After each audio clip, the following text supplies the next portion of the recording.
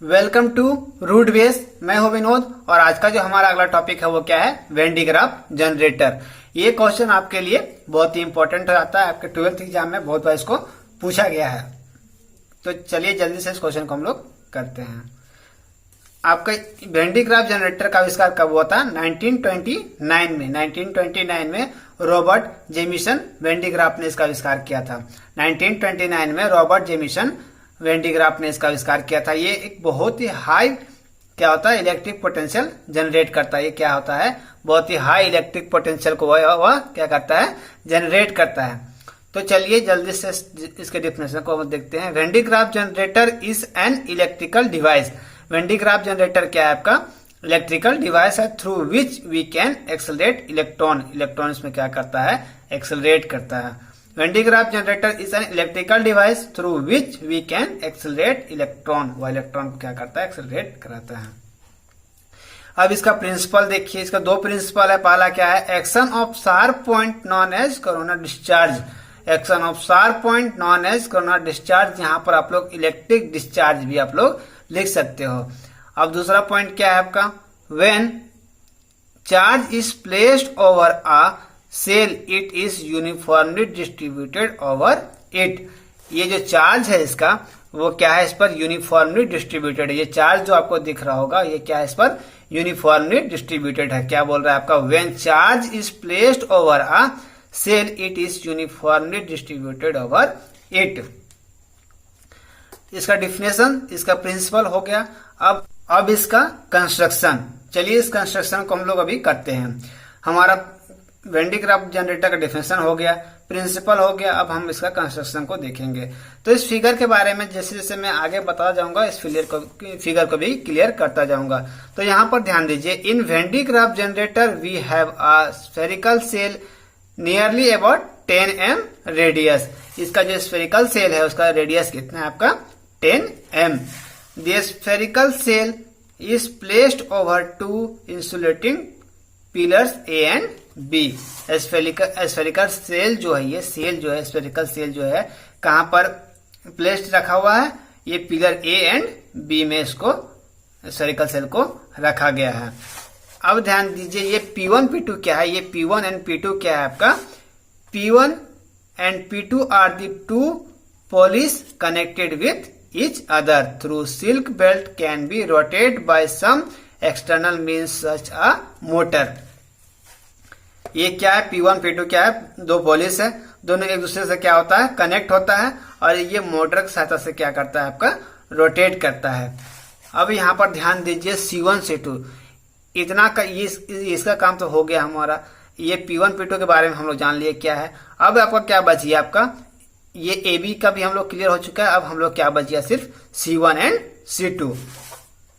तो ध्यान दीजिए यहाँ पर C1 and C2 are two metal combs. C1 C2 क्या है आपका, दो मेटल कॉम्स है, नॉन एज स्प्रे कॉम। इसको हम लोग क्या बोलेंगे, स्प्रे कॉम, कलेक्टिंग कॉम, और इसको हम लोग क्या बोलेंगे, connecting comb respectively. The spray comb is connected to high tension HT which can provide potential up to 10 to the power 4 volts while the collecting comb is connected to spherical cell S।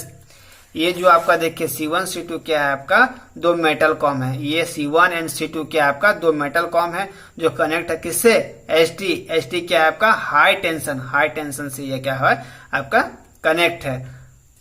अब देखिए यहाँ पर इसका, ये तो आपका construction हो गया। इसका बनावट, कंस्ट्रक्शन मतलब होता है क्या आपका, बनावट। इसका बनावट क्या था हम लोगों ने जान लिया। अब हम लोग इसका क्या करेंगे, वर्किंग, ये काम कैसे करता है ये हम लोग अभी इसमें जानेंगे। Working, when air comes in contact with spray comb C1 it ionise due to friction. The positive ion move toward silk belt and stick over it. ये क्या बोल रहा है कि ये C1 जो है आपका ना, यहाँ पर क्या होता है, ये एयर के कांटेक्ट में जैसे आता है, ये क्या होता है आपका C1 कॉम जो है आपका आयनाइज हो जाता है। किसके कारण, फ्रिक्शन के कारण ये क्या करता है, आयनाइज हो जाता है। और इसका चार्ज आपका यहाँ पर इस बेल्ट में P1 P2 में आपका इस बेल्ट में चला जाता है। ये क्या करता है, मूव करना स्टार्ट कर देता है। तब क्या होगा आपका, उसके आगे देखिए, when the positive ion comes closer to collecting COM C2 and induced negative charge developed on the nearer surface of the COM C2 while positive ion and the further side which is transferred to the spherical shell S। यहाँ पर ध्यान दीजिए, ये क्या हुआ, air के contact में जैसे आया, ये क्या हुआ, आयनाइज्ड हो गया इसका। ये फ्रिक्शन के कारण क्या होगा आपका, इस बेल्ट में चला जाएगा आपका चार्ज। इस बेल्ट से क्या होगा आपका, जैसे ये मूव करना स्टार्ट होगा, इस C2 में चला जाएगा। C2 में चलने से ये क्या, ये देखिए कनेक्ट है आपका ये स्फेरिकल सेल से। ये C2 जो है आपका कनेक्टेड है इसका स्फेरिकल सेल से, तो इसका चार्ज जो क्या होगा पे पूरे पर आ जाएगा। तो जैसे आप यहाँ पर इंसुलेटेड मीडियम में रहते हो, इंसुलेटेड मीडियम में रहोगे तो आप इंसुलेटेड मीडियम में हो तो इसको टच करोगे, जैसे टच करोगे तो आपके बॉडी में क्या होगा, आपके बॉडी में कुछ चार्ज आ जाएगा। अब हम लोग चलिए इसमें कुछ थोड़ा सा और रह गया वर्किंग में। When air comes in contact with collecting COM C2 it's again ionised negative ion move toward silk belt and neutralised positive ion. The process is repeated once and again. ये प्रोसेस क्या होता है, repeat होते रहता है। जैसे कि ये यहाँ पर ध्यान दीजिए, ये क्या हुआ, एयर मीडियम में एयर के कांटेक्ट में जैसे आया, ये क्या हुआ, आयनाइज हो गया। इसके फ्रिक्शन के कारण ये क्या होगा, इसमें चार्ज चला गया। ये क्या हुआ, मूव करना स्टार्ट हुआ, मूव करना स्टार्ट कर दिया। तो यहाँ का जो ये मूव किया उससे चार्ज इसमें डिस्ट्रीब्यूट हुआ। और यहाँ से क्या हुआ आपका, C2 से ये क्या कनेक्ट है स्फेरिकल सेल में, तो ये क्या करता है, चार्ज को जनरेट करने लगता है। तो जैसे आप इंसुलेटेड मीडियम में जाते हो, इंसुलेटेड मीडियम में रहते हो तो यहाँ पर टच करते हो तो आपके बॉडी में चार्ज भी फील होने लगता है आपको कि कुछ चार्ज आपके बॉडी में आ गया। अब इसका वर्किंग तो हो गया, अब इसका कंस्ट्रक्शन में कुछ भी नहीं है, छोटा सा सिर्फ कैलकुलेशन है। इफ सी क्या है, capacitance of the capacitor, C क्या है, कैपेसिटेंस ऑफ द कैपेसिटर, और आर क्या है आपका, radius of the shell, R क्या है, radius of the shell, V क्या है, potential over the shell, potential over the shell. अब यहाँ पर हम लोग जानते हैं कि C इक्वल टू क्या हो जाएगा, Q बाय V, तो Q इक्वल टू क्या हो जाएगा, CV। तो यहां से अगर V का वैल्यू हो जाएगा 1/4πε0 Q बाय R। तो यहां पर ध्यान दीजिए, ये कितना हो जाएगा आपका, यहां से अगर हम C का वैल्यू निकालेंगे तो कितना बच जाएगा, सिंपल ही आपका C इक्वल टू, देखिए यहाँ V के जगह पर हम लोग क्या करेंगे, अब C का वैल्यू निकालेंगे। C का वैल्यू निकालने के लिए हम लोग क्या होगा, इक्वेशन, ये इक्वेशन ले सकते हो आप लोग चाहोगे तो, इसको इक्वेशन 1 भी मान सकते हो, इसको 2 भी मान सकते हो।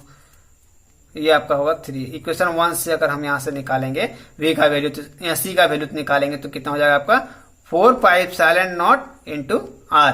ये हो गया आपका फाइनल आंसर। तो वेन डी ग्राफ जनरेटर, ये क्वेश्चन आपके लिए बहुत ही इंपॉर्टेंट है। आप 1-2 बार इसको प्रैक्टिस कर लोगे तो आपको ये एग्जाम में हो जाएगा। और अगर किसी को समझ में नहीं आता तो वो लोग कमेंट कर सकते हैं, मैं फिर से बताने का कोशिश करूंगा एक बार। तब तक के लिए थैंक यू। और ये वीडियो अगर आप लोगों को अच्छा लगा हो तो लाइक कमेंट शेयर जरूर करें।